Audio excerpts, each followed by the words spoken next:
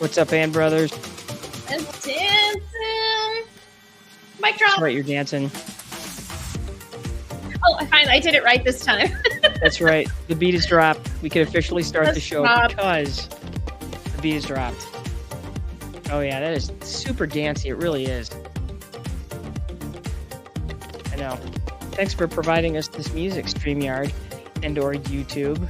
Right Thank on. There you go. Happy Sunday, Ann. We officially have made it through February. It's officially March. Officially. Better turn this music off. There we go. There Officially. it is. Yes, in fact, good news. Meteorological spring started on the 1st. Not that we've really ever had winter this winter. You know? No, it's been a very, very mild. I mean, we had some really cold weather in January, but it didn't last very long, and then it warmed up, and it hasn't really. We're gonna have a really snowy, ticky, sort of buggy summer. It's coming. We'll probably get malaria this year. Probably, yeah. It's like it was the 2-week winter. Mm-hmm. You know? Yeah. So yeah. Yeah, that's almost all day. I know. I went for a walk outside today. It was lovely.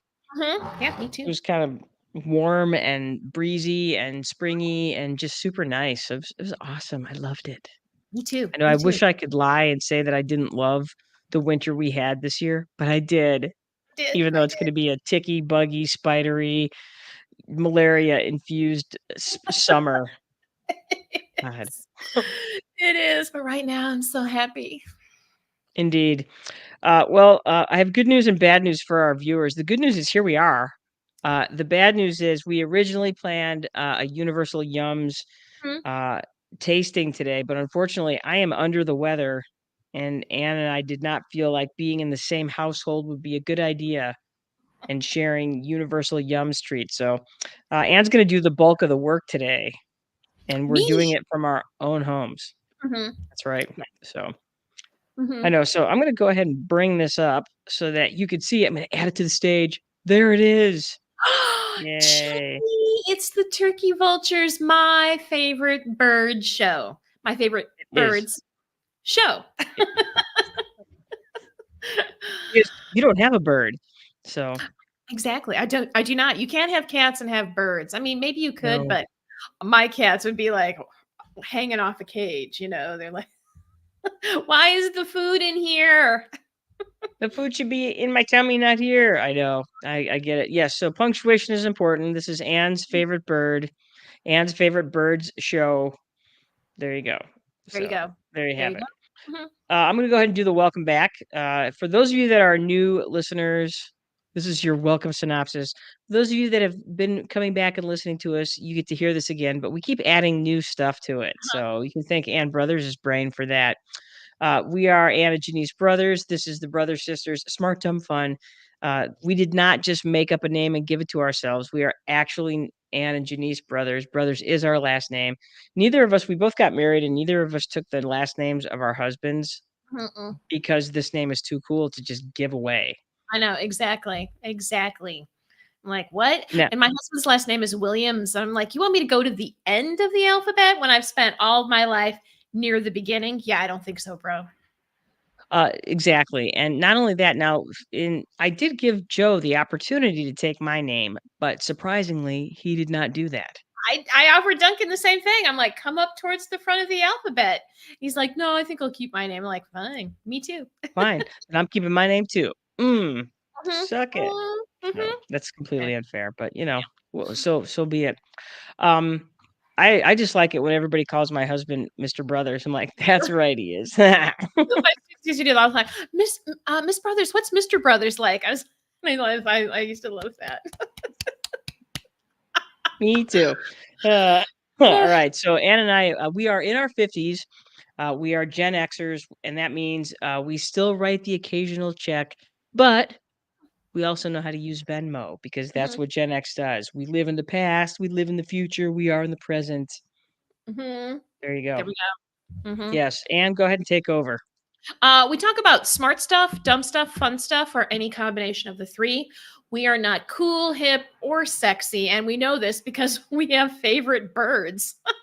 And we're going to talk about one a lot today. So, cool, hip, sexy people, probably don't have favorite birds, or maybe the coolest, hippest, sexiest people do have favorite birds. Mm-hmm. Favorite bird Anyway, is my favorite bird is the pileated woodpecker. see, that's a Yeah, cool bird. it is We're not cool. we're not a celebrity influencer or true crime podcast. We will, well, actually a little bit of a true crime podcast last week because our special guest was Jeannie Caselli, and Jeannie Caselli is our true crime podcast aficionado. Also, Jeannie, shout out to you. I spent the afternoon listening to uh, the thing about Pam podcast, which is about Pam Huff, and it was fascinating. So there you go. My first true podcast, um, true crime podcast, and it was very interesting. The thing that interested me the most was like she talked about all these other ones, and most of them are about guys doing shitty things, and this one's about a woman doing a shitty thing. So hey, girl power. Nice. We have Nancy Garman with us. Nancy Garman is one of my very favorite people. Retiring, bless you. You get to retire. She is a retiring math teacher at Madawan High School. You are the best, Nancy Garman. And I love that your favorite bird is the brown creeper. It only moves up on a tree, never down. That is how I want to travel. Up. I experienced my first brown creeper living in Wisconsin. I had never. One day I saw this bird poking around my yard. I'm like, what is that thing? And after many investigations, binocular sightings, and perusing through that one dude's book, who's the I can't think of Oh, his name. I know who you're talking about too, and I can't think of it, but I will think of it in Yeah, about minutes. Mm-hmm. yeah. Figured out that it was a brown creeper. So, Mm-hmm. and they are really interesting and gorgeous little birds. So Mm-hmm. yes, brown Good creeper. choice. Nancy, thanks for being with us. Well done. We love you. Yeah, I saw my first brown creeper at the Lake Erie Lake Erie Metro Park. The first time I saw one was going up a tree, and I was like, "What the heck is that?" And like you, it took me a while to figure out what it was, but I was like, add it to my bird book. It's like, hey, look, I saw one. Yep. So again, there we are. And here we are. We just had this 3-minute tangent on our favorite birds. I'm like, and then this one time I saw this bird, and then this one time I saw this bird, and this other time I saw this bird. And Exactly. it's odd, Anne, how it happens. It's like 1 minute you're not into it, and then all of a sudden somebody flips a switch at inside you, and then you're like, birds. I don't know when it happened, and then all of a sudden, I realized I was older and loved birds. Loved birds. Exactly. Birds. There you go. Yeah. Let's see. We've been told we're good to listen to while you are pruning your fruit trees. That's what my friend Dawn told me last time we hung out together. She's like, I was listening to your podcast while I was pruning fruit trees. And this is not a euphemism, ladies and gentlemen. She was actually pruning her fruit trees. Because Dawn's a nerd too. She is. She probably has a favorite bird too. So, this podcast is not G, PG, or even PG-13. Not that we talk about stuff that's super explicit or gross, but sometimes we have mature content, though we may not, probably not, but Sometimes, sometimes we do. And we have sometimes potty there's some mouths. swears. So I think I said, didn't I just describe, men doing shitty things? So there you go. Yes, there it is. Yep. It was because sometimes those words just say what you need them to say. They're efficient. There you They go. are efficient. They're concise. You can join us on our website. You can join us on Spotify, Apple Podcast, iHeartRadio, Amazon Music. Like us, follow us, hit the bell, and give us your feedback with our question and answer and polls. And this is new. I didn't realize this. You can ask Alexa to play us. So if You you got can. Alexa and you're like, Alexa, play the Brother Sisters, she'll do it. She did. She did it this morning, so I wanted to see if it worked, and then it did. And I was like, oh, Alexa knows my name. Oh my gosh. Does she know that I like her? Oh wait, don't look at her. I don't want her to know we're talking about I know I can't say her name out loud because then she'll go off and she'll ask me for things. it. Yeah. Lynn Brand is with us. Lynn Brand. I have started referring to you as the godmother of our Mhm. podcast. She is Yes. Lynn Brand is the godmother. So, She's our um, muse. yes, yeah, Lynn, you should absolutely be a birder because it's Mhm. fun and there's always birds. And then you're like you go to different places in the country and then there are different birds. I know the first time I went to Florida, I was like, neat birds. That's all I cared about. So exactly. Every time I go someplace, I'm like, oh, we're up north, different birds. Oh, we're down south, different birds. Oh, we're out west, mm-hmm. different birds. Yep. So yeah, Lynn, my advice to you is definitely start birding. Start birding now. Mm-hmm. So there you go. Exactly. Yeah. Did you think of his name yet? I can't think of his name either. I can't Dang either. I it. can run and here. You stall for a second. Okay, I'm going to stall. I'm going to start by talking about the next thing, which is we always have our smart, dumb, fun stuff. I'm going to start this week, and I'm going to go ahead and start with my smart stuff. If you were a smart person and you're into the weather, this was the week for you because there was all kinds of wild stuff happening in the weather world this week. We had tornadoes in Michigan in February. That is a big old what the fuck. Yeah. We had 2 tornadoes confirmed. The one in Marshall was an EF1 with at the high end of EF1, probably in the neighborhood of 110-mile-an-hour winds. And the one up in Grand Blanc in Genesee County was a verified 2, which is, again, completely nuts to have tornadoes in February. We actually had a tornado warning right here in Kalamazoo County. Humongous. I'm going to throw some huge props out to the Michigan Storm Chasers. I basically hung out with them pretty much all of Tuesday evening. I didn't go to bed until like midnight, 12:30 on Tuesday, because I really just followed what they were putting out on Tuesday, and they did just a magnificent job. Though they tornado warned us here in Kalamazoo County, I was not concerned for myself because we were, where they were literally calling out its track, where it was going, and it was well south of us, kind of in that area. Unfortunately, like I said, Marshall area, that same storm that tornado warned us ended up dropping a tornado in the Marshall area. So humongous. If you're not following Michigan Storm Chasers, I cannot stress to you enough that you absolutely should be following them. Also, a quick note, they are having a live cast tonight at 8 o'clock, where they're going to be talking about some of the weather that's going to be coming through Monday night into Tuesday. We'll probably see some thunderstorms, was what they were talking about, but not severe by the sound of it, at least not what we were getting on Tuesday. So again, meteorological spring happened on, what was that, Thursday? Yeah, Mm-hmm. Thursday was the first. No, Friday was the first. Right. Sorry. Uh-huh. And then, of course, it was Leap Day this week. And if you Mm-hmm. want something fun to do, go to the YouTube and look up Neil deGrasse Tyson talking about Leap Day, because it's fascinating. It's about a 2.5-minute video where he explains why we have Leap Day. And then he explains why we don't have Leap Day every 100th year, and then how we have to have it again every 400th year because of, yeah, it's Chris. So, like, the way it works is, I'm going to nerd out for just a second. Bear with me. So, the year, it takes 365 days for us to make one, rotation around the sun, but it's actually a little bit less, or a little bit more than that. So it's like 365.25 days. So at the end of 4 years, we have to add a day to make up for that. But then what happens is that on the 100th year, we have too much time.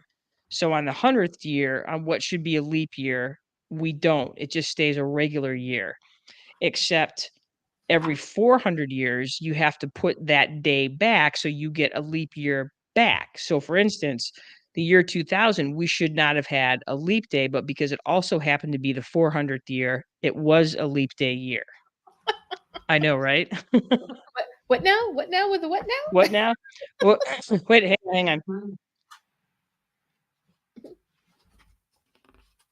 Mm-hmm. I just had Alexa reminding me to go get cat food. So that's what Joe did.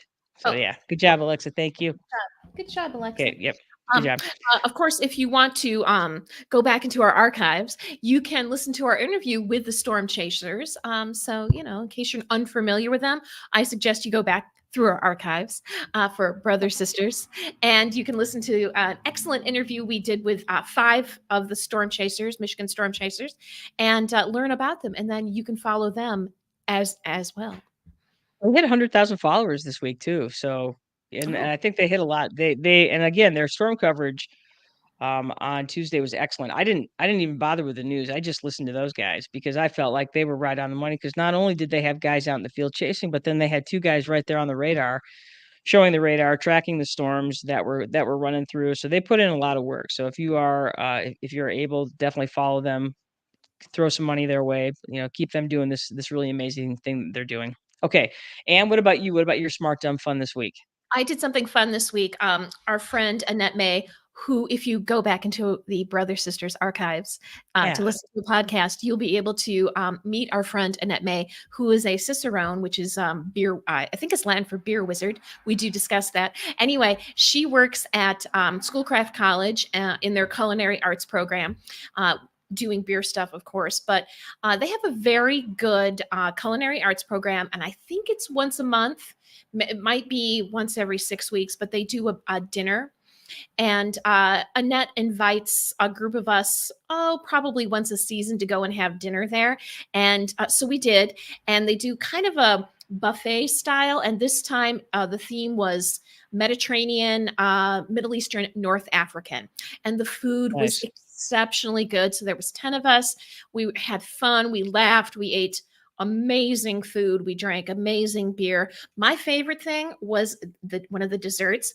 It was dates that had been cut open and stuffed with chopped cashews, and then with a bit of chocolate on it and some sea salt and gold leaf, of course. I could eat my body weight in those. And I mean, everything was delicious. So that That's was a fun thing amazing. to do. So if you're in the Livonia area, I want to go to that next time. I I know, wanna right? go. So, if you're in the Livonia area, that's where the Schoolcraft College is. Their culinary arts program, they have an American Harvest Brew Pub, which is open, I think, all the time. And then about once every month or every 6 weeks, they do this dinner. You can get reservations and go. It was only $35 a person. It's all you can eat. And it was delicious. We had a great time. So thank you, Annette. Thank you, Schoolcraft College Culinary Arts. Your kids are doing a bang up job. And I can't wait to go to the next one. So, something fun That's to do. awesome. Hmm. Well, if you're interested, Annette May's episode with us was the December 17th episode, so highly recommend that. Hmm. And the episode with Michigan Storm Chasers was our January 28th episode. Again, if you want to know what they're about, you can either A, go to their website, or B, you can watch that particular episode. So there you go. Hmm. Nice. Yes. All right. Jenny, before we go any further, it is Shelby's Guide to Birds. Oh, David Selby. That's right. That's right. Okay. And of course, here's the page on Turkey Vultures. There you go, Nice. Turkey Vultures. But yes, great book for birders. Great book, especially if you're amateur. If you're like, I don't know what the bird is. Great pictures. So fun book. I've had this one for probably 15 years, and I love it. So That's good. And there's the internet is getting very good mhm. at if you say, "Hey, what's that bird that's got this?" I did this with I can't remember what bird it was. I'm like, "This bird has this, this, and this on it," and then it kind of pops back at you with that. Nancy Garman wants to know, are you going to podcast about the eclipse? Yes, Mhm. Nancy. Not only are we going to be podcasting about the eclipse, but we are also going to the eclipse, and we're actually going to be doing some live stuff from eclipse. So we'll be doing some stuff the day before the eclipse, and we will actually be doing stuff eclipse day, rain or shine, Mhm. cloud So or not cloud. We are still going no matter what, because you know, it's a big day. And Nancy, my advice to you is you should go too. you If should you're go not to it. going to the eclipse, you should absolutely be going to this. We're not going to be in have a totality in the continental United States for another 20 years after this, and we've been super lucky because this is the second totality in the continental United States in 7 years or 6.5 years, really. So it's pretty sweet. So my advice is going, yeah. So we'll talk. We'll nerd out with eclipses. Excuse me. The day before. And then, like I said, we will be nerding out even harder the day of, which is April 8th, 2024, just over a month from now. To say that I am jazzed is an understatement. I haven't stopped jazz handing Yeah. since, yeah. I, So, I- yeah, I've already bought our eclipse glasses. We have them.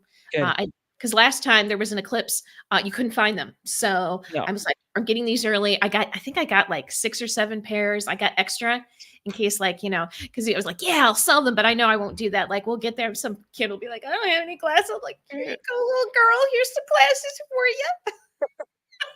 Because I won't be able to help it. Mhm. So yeah, I'm very I hope our experience, I'm a little bit worried because, our experience last time was so epically awesome. And I'm yeah. like, there's no possible way we can top that. I would just really like it to be at least as enjoyable as it was last time because it really was a monumental. We made a whole tour of it because we ended up traveling a number of miles to get to the Mhm. eclipse. We Anne came out to Wisconsin, and then we drove from Wisconsin to Grand Island, Nebraska, to do some eclipse viewing at the Stir Museum of the Prairie Pioneer, which was pretty outstanding. It was So pretty outstanding. I was like, "I'm just yeah. hoping it doesn't snow." Oh yeah, good. All right, everybody, let's talk about turkey vultures. The reason we're here today, talk That is about some turkey correct. vultures. So, Yes. as I said, turkey vultures are my most favorite bird, and I love birds. My grandma, I got my taste for watching birds from my grandma brothers. We've talked about her in the past, Avis brothers. She always had bird feeders out her kitchen window so she could wash dishes and watch the birds, and that's how I learned. The first birds, the nuthatch, black-capped chickadee, the titmouse. Those are some of the first birds I learned about. Sad. And I just assumed that all adults knew what the birds were. It's like they could identify any birds because adults can identify birds. It turns out that a lot of adults couldn't identify birds. Just my grandma was very interested in it, and so that's where my interest came from. So I've had this interest for a really, really long time. Um, but turkey vultures are my favorite. So here's some scientific facts about turkey vultures because you may be like, oh, aren't those gross birds that eat dead things? Well, they're not gross, but yes, they do eat dead things. So their scientific name is Cathartus aura, which is Latin for cleansing breeze. And you may Hmm. think, aren't these a stinky bird that smells for stinky things? I'm like, I don't know if they're a stinky bird, but yes, they have a very good sense of smell. But often when you see turkey vultures, they're riding thermals, and we can't see the thermals. There's a lot of scientists that think that the turkey vultures can, but they're often just gliding in the breeze. So I think that's probably where the name first came from. Their height is about 2 to 2.5 feet. So they're kind of a tall bird. They have a 6 foot wingspan, which is very impressive. But their mass is only 3 pounds. So they're very lightweight. And the thing is, most birds are very lightweight because they have hollow bones.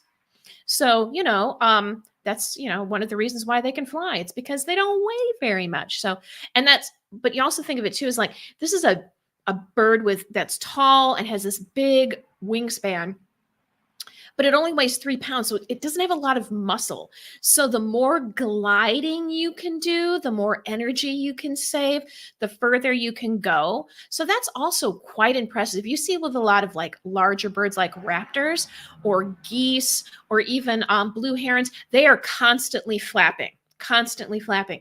Turkey vultures, you hardly ever see them flap. They are always gliding. So They look they have weird. what, the turkey vultures? They look weird when they're flapping their wings. They do. It looks like they're, like, struggling, like, "Oh my gosh, I need to find a thermal quickly so I can," or they ride the thermals or they ride breezes, so they're experts at that. So, they have excellent vision and also an excellent sense of smell, which doesn't seem like a big deal, but most birds do not have a sense of smell.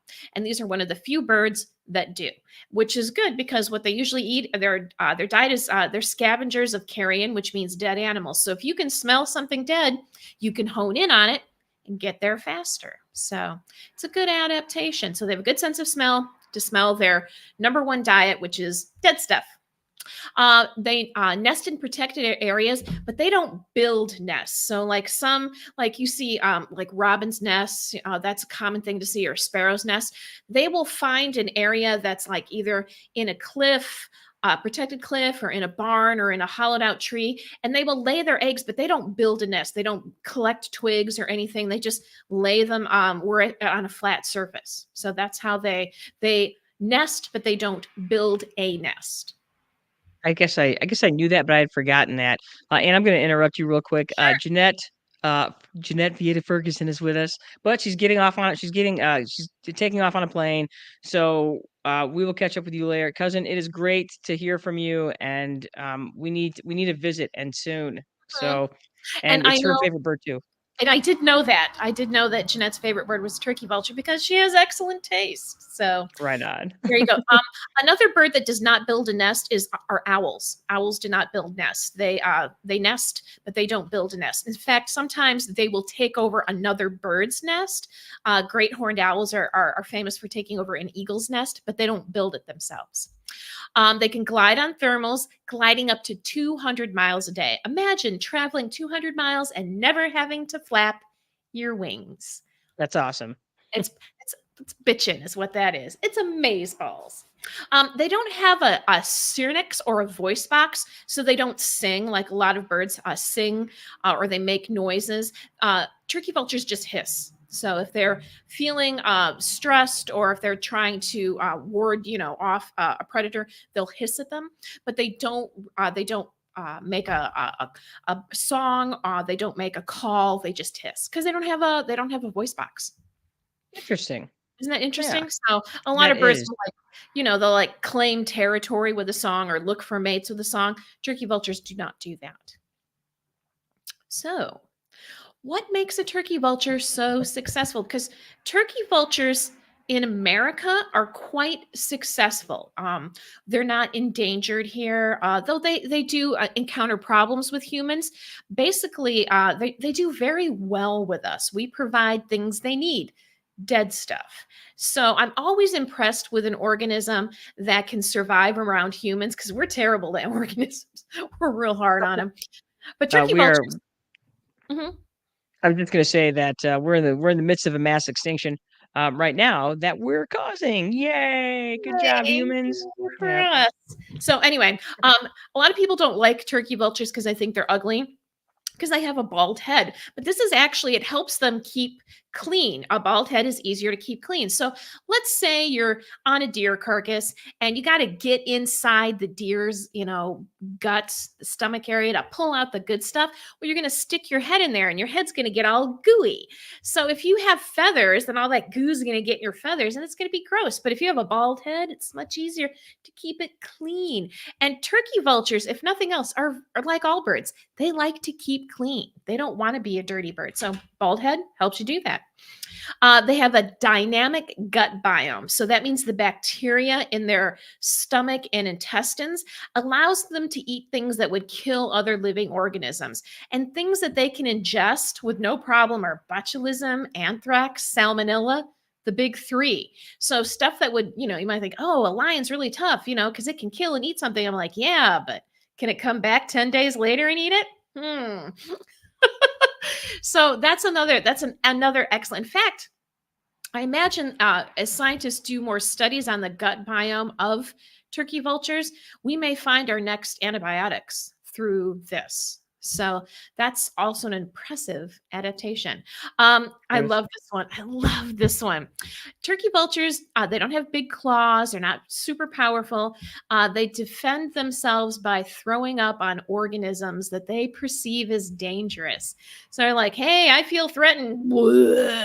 All over that organism. And man, this turkey vulture just ate something that might have botulism or anthrax or salmonella or some other goodie in it.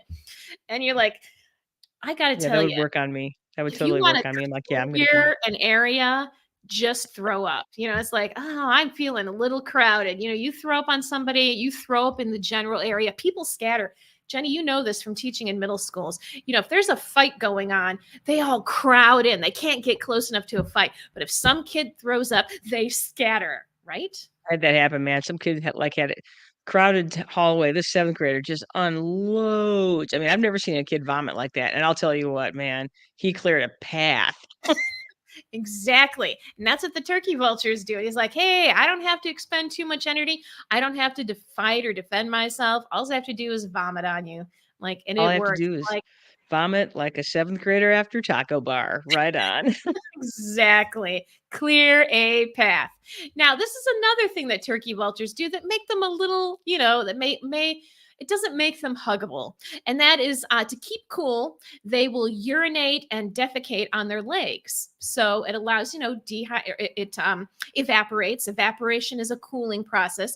This is called urohydrosis. And they're not the only organism to do it, but it's a common thing that they do because you got all those black, dark feathers. It can get kind of hot. So you're sitting in a tree, you're not a sweating animal, you're not panting. What are you going to do to keep cool? You're going to pee or poo on yourself, on your legs. It's going to dry and cool, and you're going to be cool and comfortable all day. It also makes things not want to eat you as much. So sometimes when I laugh too hard, I'm not peeing myself. I'm basically just going through urohydrosis. Got it. Check. Euro. Check and check. So I'm like, That's these are awesome. awesome adaptations. I don't have to be the biggest. I don't have to be the best. I just have to be able to defecate and urinate. I win. I I win successful evolution. Well, I mean, that's good stuff right there. That is Mhm. Yes, and then gliding allows them, of course, they're gliders. We've talked about this already. It allows them to conserve energy when in flight. They can, they might have to travel miles and miles. They either to find food or even during migration. One of the reasons why I love turkey vultures so much is that they're my harbinger of spring. They're usually the first ones to show up in the spring, so I'm always excited about that. And some of them may come from Central America, so that's a very long flight. And if you could do it with as few flappings of your wings as possible, it's a great adaptation. You're still going to be tired, but you're going to get to a place less tired than an organism that was, flapping their arms for days at a time. So, yeah, these are some of their successful adaptations that make them unique and lovable. So here I have a turkey vulture range. We see them pretty much all over the United States. The kind of purplish color is their year round. That's where they hang out all year. So we have them down south, Mexico, Central America, parts of California. They hang out there all year. Now where we are in Michigan, we're part of their breeding domain or their breeding range. So we usually only see them in the spring, summer, and fall. So that's when they're breeding, they're raising their chicks, and then they leave in the winter. So they don't really hang out here during the winter. It's just too cold for them, and it's hard for them to find food. All their food is frozen. All the dead stuff is frozen. So when they come back in the spring, there's all this, like we got a couple dead deer around here that have been attracting some turkey vultures, and I got to tell you, they've been dead a long time, but they got frozen, so it was like, hey, defrosting. it's just like if you buy your meat at Costco and then put it in the freezer, portion it and put it in the freezer, and then it's ready to eat after a while. Exactly. So that's what so this is their range. So we are starting to see them now in Michigan.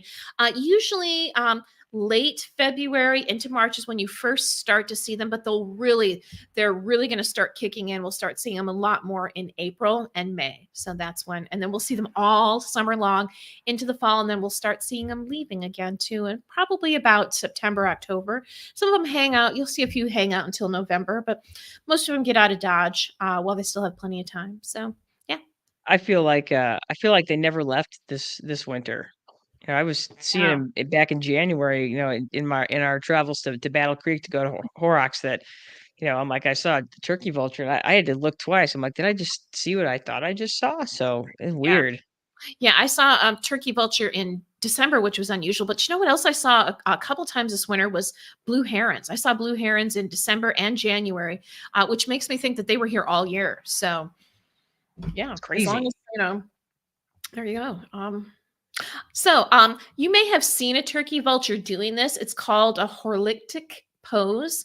And they'll do this. They'll spread their wings out really big, usually when they're sitting in a tree or sometimes on a pole, on a light pole or something. They'll spread their wings out. And there might be in a tree, you might see, 20 turkey vultures all doing this, or maybe they're on top of a building. They're doing it to dry their wings. So often you see this after rain. You'll see them all doing this after a thunderstorm or it's rained. They're doing it to warm their body, and they're also doing to bake off bacteria. So, No of course, kidding. they expose their feathers to a lot of bacteria because of their diet. So this way, the sun gets a chance to ultravioletly, kill some bacteria, stuff that usually living inside something, is protected from the sun. This way they can, they're doing a bunch of stuff. They're like, hey, soaking up some heat, drying their That's cool. wings, taking a Yeah, because sun bath. I see that all the time. I think the first time I really noticed that, I was actually driving to your house, Mhm, and it was after a bunch of storms, and there was literally like 20 or 30 of them in a tree, in that pose, which I thought was, I'm like, "What am I looking at?" mhm. So yeah, that was super cool because one of those things where it's a little bit unnerving because they look like they're praying to some sort of weird god. So, you know. They are the sun. And lots of birds will do this. It's just usually when you see turkey vultures doing it, they're such a big bird, and it's not unusual for them to hang out in close quarters together. Like with raptors, they're quite solitary, but turkey vultures will all hang out in a tree together. They're used to, they're all coming together often to feed. So they are a little more tolerant of close quarters of other members of their species. So you'll see often groups doing this. So it can stand out more. Cool. Mhm. Really cool. Now, a lot of people, especially I remember learning this, they get classified as raptors because they're big. They have that big pointed beak. They do have big claws. So it's easy to think that they're like related to hawks or eagles or owls, but actually they're related to storks. So yeah, not something that we see a lot of here in Michigan. We do see some stork species way south of us, often in Florida, maybe along the Gulf Coast, but we don't think we see a lot of stork species here in Michigan, but we actually, the turkey vulture is related. All vultures are related into the stork family. So they're I not. saw my first stork in Florida.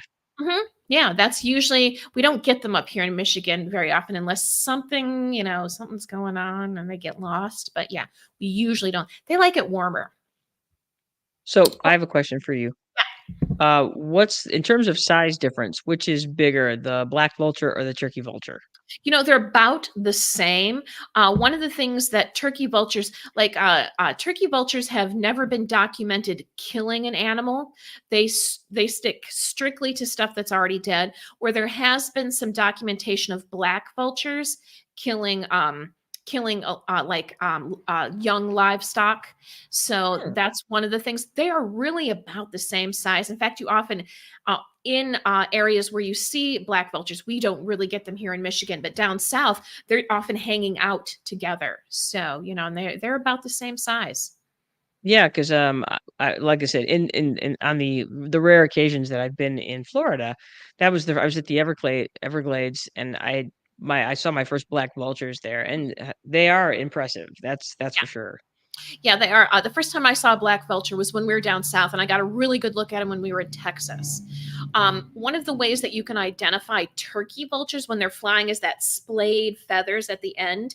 And you'll notice if you are watching this, if you're listening to it, excellent. That's how I usually experience us. But if you're watching this video, I do have a picture of a stork up there in the upper right hand corner, and you'll notice those splayed feathers as well on that bird. So that is a common feature of storks, is that splayed feathering, almost like fingers at the end of their wings when they are gliding. So that's how, like, sometimes you'll see a big bird gliding, and you're like, vulture, turkey vulture, hawk, or eagle. And I always look for those splayed feathers first. That's my first indication that I'm looking at a turkey vulture and not a raptor.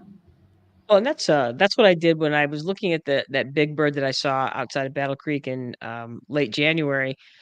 Mhm. I thought it was an eagle Right. until I saw its wings, and then I saw the little finger feathers. I'm like, "That's a turkey vulture. Yeah. What's he doing here?" Yeah, that's usually when I get when I'm first looking, I was like, am I looking at a bald eagle, or am I looking at a turkey vulture? Because they both have really dynamic wingspans.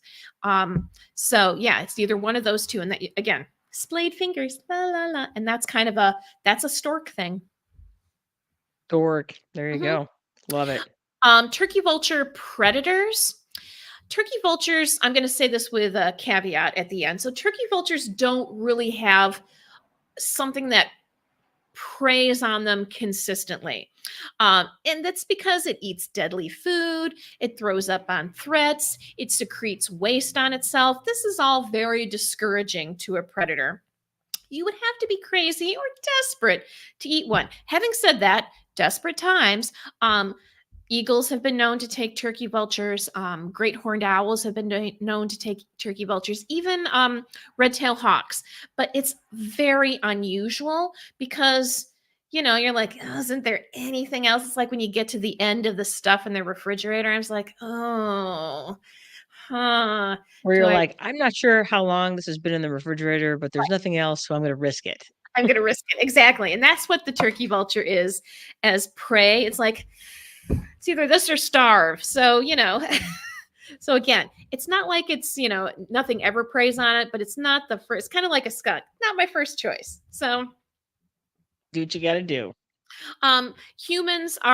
we humans are both harmful and beneficial to turkey vultures, and we're beneficial in that we run over other animals and give them food. So they'll often hang out near freeways or near busy intersections, any place where there's roadkill.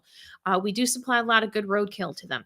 We're also harmful because the same thing that we use to make roadkill, we can make roadkill out of them. So it can happen where a turkey vulture gets hit by a car. That is not an uncommon thing. Also, lead shot.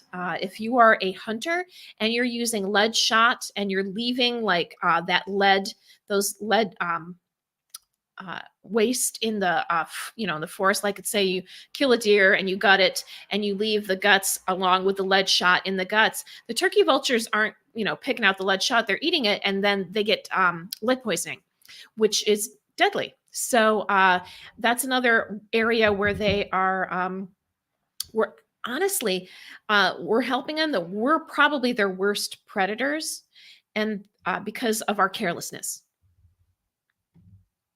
We're the worst again. And so those are usually the things that kill turkey vultures, is lead shot and interaction with cars. Gotcha. Why are turkey vultures my favorite bird? They're my favorite bird because, like I said, that's my first sign of spring. Turkey vultures and red-winged blackbirds. Those are the things I look for, and I'm super excited on the first day that I see a turkey vulture gliding across the sky. So happy. They migrate hundreds, if not thousands, of miles and are one of the first species of birds to come back in the spring, often in early March. We both saw them in February this year. That's when I really started to see them. So they were back a little bit early this year. I'm hoping they know something we don't know, and that early spring. How can I not appreciate an animal that actually does well around humans? Skunks, possums, raccoons, rats. Well, they all do well around us. If we don't like them, we have to ask ourselves, what are we doing that makes these animals so successful around us? So anyway, I have some thoughts on that. exactly. I love their survival adaptations. I think they're amazing. I think, in a we love the big bad animals, and the super cute animals, but dang, if this bird hasn't like worked it out, very impressive. I love watching them glide across the sky. And in fact, if anybody knows where I can get a turkey vulture kite, a kite that looks like a turkey vulture that I can fly around and pretend that I'm the turkey vulture, I would love that. I have been looking for a turkey vulture kite forever. Nobody makes them because everybody thinks, why would you want a turkey vulture kite? Because they're cool. So Why would you want a turkey vulture when you can have a hedgehog? but I don't want to. Hedgehogs can't fly, so I want a But they're turkey vulture. adorable. Of course, they're adorbs, but so is a turkey vulture. They are shy, and when I see one close up, I feel lucky. This one path I walk around my house, there's a barn, an old barn, and at least once every spring, I see a turkey vulture poking out of the top of the barn, and I'm pretty sure that she's nesting up there. And I just think that's cool. Or I'll see once. Last year, I saw one sitting on top of a light pole, and the turkey vulture was pruning, and doing all this, shaking out his feathers, and I was like trying to be very quiet. I was like, I didn't want to stop because I didn't want to freak it out. I was like, I'm walking slowly. Don't pay attention to me. I'm going to stare at you while I walk. I just feel really lucky when I get to see one because they're shy and reserved.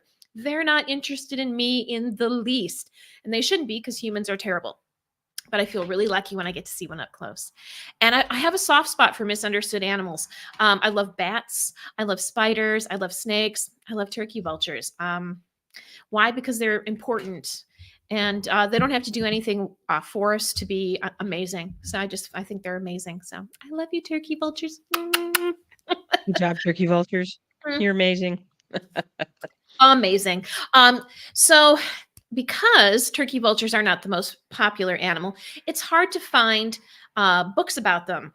you know, but I found one a couple years ago. I was so excited, and it's Katie Fallon. It's Vultures: The Private Life of an Unloved Bird. It's an amazing book. She talks to a number of people who are turkey vulture advocates and who work at making sure that they are kept safe. And it's just a really, really good book. It talks a lot about turkey vultures and their adaptations. She spends a lot of time in Pennsylvania because Pennsylvania has a lot of protected cliffs because it's, you know, part of the mountains. And you know, so there's a lot of turkey vultures that like to hang out there. And so she spends a lot of time with the birds, and she's a big fan. And I love a fangirl. I love a turkey vulture fangirl. So if you're looking for a book that is very accessible for you know, anybody, I'd say 7th grade or up, this is a great book. Really smart 5th grader, you know. Cool. Yeah, it's not very long. It has great pictures, and when I say not very long, it's less than 250 pages. Great pictures, and I learned so much about turkey vultures, and I also learned about the Hinckley Buzzard Festival because of this book. So Hinckley, Ohio, actually has a Buzzard Day. And actually, it's a Turkey Vulture Day, but it's been going on for over 100 years. And at the time that this started happening, they called them buzzards. So Hinckley, Ohio, Buzzard Day. Jenny and Joe, her husband, my husband Duncan, and myself, we went to this 2 years ago. 2 years ago. Yeah, it was like this time 2 years ago. Yeah, and it was fun, and I learned about it from this book. And I talked to a number of people who learned about, there's like, this is a thing, Jenny, this is a thing. It's been on like the Today Show and Sunday Morning. So we went this year. It's on Sunday, March 24th. So it's actually a week later than it usually is, but I think that's their new thing. They're making it a little bit later. It's a mass gathering of turkey vultures on their migration north. Now, we didn't find it to be a mass gathering of turkey vultures. We found it to be a mass gathering of turkey vulture enthusiasts. We saw some turkey vultures, but it was still a little early for them. But I didn't realize most of my experience with Ohio is very northern Ohio, next to Lake Erie, and it's a very flat wetland sort of area. It's quite beautiful, but I didn't realize how hilly and cliffy. I guess, is that a is that a term? That a lot of Ohio is. And so one of the things that makes Hinckley so attractive to turkey vultures is there's all these cliffs, these protected cliffs where they like to have nests where they will nest. So that's why this place, one of the reasons why this place is so popular. There's hiking, there's lectures, there's turkey vulture observations, there's turkey vulture inspired souvenirs, and all you can eat pancakes. And I just wanted to point out that the pancake breakfast that they have on Sunday morning, these people have that down to a science. Mhm. It was Yeah, impressive. it And was. the pancakes were good, and the sausage was good. Yeah, the sausage is a thing because when I was ordering our tickets for the pancake breakfast, they're like, "Do you want an extra sausage coupon?" And I was like, Yes. "What?" If they ask if you decide to go and they ask you that question, the answer is yes. I The want answer is the extra sausage coupon. exactly. So, yeah, we'll see you there next year, folks. I would suggest that Jenny and I go back this year, but we actually have plans on March 24th this year, unfortunately. Well, fortunately for us, we're very excited. Fortunately, Yeah, yes. exactly. But maybe next year you will see Jenny and I back at Hinckley, Ohio for the Buzzard Day because I need a new t-shirt. I would love to go back. I thought it was a blast. Yeah, Me too. Me for too. I sure. loved it. Yeah. So it's fun. It's, you know, it's just like, how can you not like hanging out with other people who love turkey vultures? It is, it's like you well, and it was cool because it really is, you know, all shapes and sizes, young and old, and that's one of the things I liked about it, was that there was a little bit of everybody there that was interested, and if it and, like, one of the things they had other birds that were there as well, which was, you know, again, super cool, so it's a thing, and it was kind of a rainy weekend that we went, but it was still well attended and, Mhm. you know, just really fun, really cool. Yeah. Yeah, it was a great time, and I'd wanted to go for a couple years, and we'd actually planned on going in 2020, but guess what happened in 2020 in the spring of March? Yeah. The Yeah, world stopped. everything went to shit, so So we had to wait a couple years, but I finally got to go, and I can't wait to go back because, you know, small town stuff. It was small great. town stuff is fun, Mhm. so for sure. So next week, hoping that we're both healthy. Jenny and I will be together so that we can do our Universal Yums from South Korea. I got the box on Friday. I went through it, and yeah, it'll be fun, Jenny Awesome. brother. Mm-hmm. Yes, I think that will be mucho fun. So yeah, plan on us doing that unless something happens, because everybody's sick right now. And if I end up giving this to Joe, I'll come your way, Anne, and then Okay, you won't have to come to the house of illness. So, but the if house. somehow Joe doesn't get this, then you know, either way, everybody wins. So Everybody wins there you exactly. go. Yeah, and I also felt it was important that we talk to the people about this. So we were hoping next week to do our Roadhouse past and present. Unfortunately, I read the release date wrong. It does release on March 8th, but that's at the South by Southwest Festival down in Austin. And so that releases then. For us unwashed masses, we have to wait until the 21st, I think. Or So maybe it's, yeah, I want to say the 21st or 20. Anyway, we have to wait till almost the end of the month before we get to see the new Roadhouse. So I have a So, question. South yeah. by Southwest? Really? Isn't that like for like art films and stuff like that? I'm like, this is an art house film? What the hell? Jenny, don't ask me. Nobody asked me. But when I reread Uh, that, I was like, oh, is that a joke? well, and okay, and here's the good news. The good news is we will have Chip Maley with us, Hmm. our crack entertainment expert, Chip Maley, who has never actually seen the original Roadhouse. So we are now forcing him to watch the original Roadhouse so that he can also watch the second Roadhouse and compare and contrast with us. I know, Chip, we're friends. Friends don't make friends watch Roadhouse, but here we are. But here we are. Exactly. So we're going to be doing that in April. So don't, if you were wondering when we were going to talk about Roadhouse, the past and the present, don't worry, it is coming in April. So Good yeah, job picking out shirtless pictures of both Patrick Swayze at the height of his powers and Jake Gyllenhaal, yeah. apparently also at the height of his powers. So, Also, I was like, hubba hubba. look at you using the old terminology for something sexy. Exactly. They're both sexy boys. So anyway, if there's no other reason to watch those movies, here's your reason right here. Dad, Hubba hubba. Yeah, hubba it's a hubba. lot of meat in that picture. Yep. It So, is. A lot going on. So, ladies and gentlemen, boys and girls, everybody, all peoples, great and small, you can support the brothers sisters for free.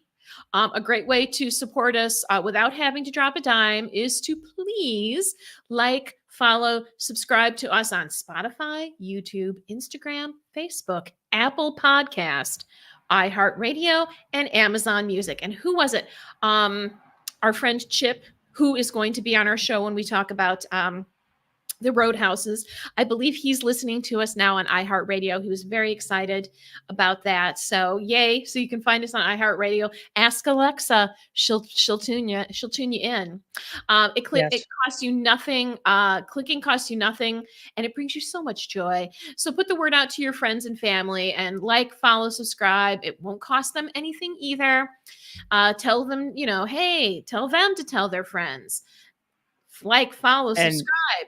They can spread the we've word. got we have an action-packed March. We have lots of guests coming for March. We have like I said, we got Universal Yums next week. We're going to Chicago. We're going to be doing some live broadcasts from Chicago. We're going to be food touring. We've got Kristen Britt, a state lawyer.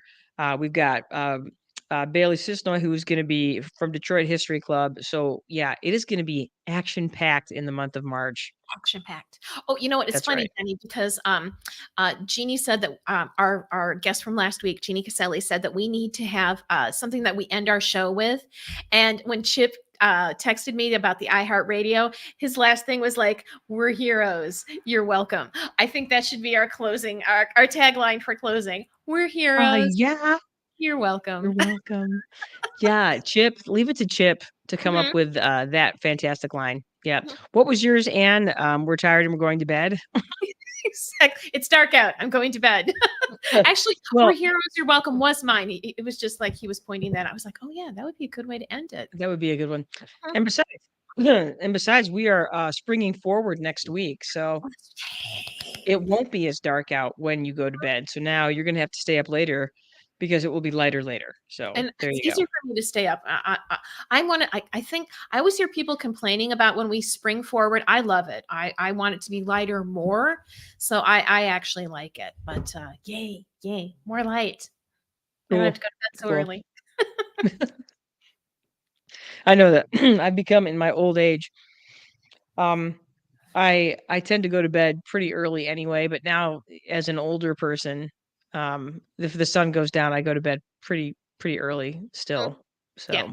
So it's that Crestone phenomenon. If you've ever spent time in Crestone, Colorado, as soon as the sun goes down, you want to go to bed. It's the Mhm. weirdest thing. So Yeah. yep, It's like I'm tired. I have to go to bed. indeed. So there Well, you go. and brothers. Excellent work. This was an excellent show on Turkey Vultures. Way to bring it, especially since you didn't make me talk as much. So yay, that was amazing. Jenny Brothers, I love to do shows about stuff I like, and I like turkey vultures. I know I'm gearing up for the Eclipse show. I cannot wait. I've already got it done. We did an Eclipse show a number of years ago. Hang on a second. I have to mute myself because I have to clear my Yeah, we did a when we went out in 2017. We did that was the first time. That was the first time we broadcast together. that was the impetus for all of that. Laura Walker Davidson, I'm talking to you. This is your fault. Mhm. Um, but I did a follow-up show on eclipses later, and so I'm dusting that thing off, and I can't wait. It's also one of the things that I will post before the eclipse is literally the greatest 4-minute video ever created about eclipses from Vox. That is spectacular. So it really does a fantastic job of explaining everything, and then I will do the same, and then we're gonna go eclipsing, and it's gonna be amazing. It So, is going to but be that's amazing. coming up 4 weeks, pretty much 4 weeks from 3 weeks, 4 weeks 4 weeks. from today, give or Mhm. take. We'll be getting ready to do that. So, but yeah, great show, great work today, Anne. And I'm gonna turn on our super. Hang on, I'm gonna throw that in the background, and I'm gonna turn on our super awesome uh escape music. You ready? I am ready. Wow. I would like to escape. Reminds me of Roadhouse, the original Roadhouse, because the Jeff Healey band provides a lot of the soundtrack for Roadhouse. So I thought that was fitting that we would end with this rockin' music. It is. It's WWXYZ, the jam. Oh, hooray. That's right. So this is Janice / Jenny Brothers. With me, as always, is And brothers, we're heroes. You're welcome. such a good line. I love that. Okay, that's our official closing line. All right, guys. We will see you next week for Universal Yums. Peace out. Bye.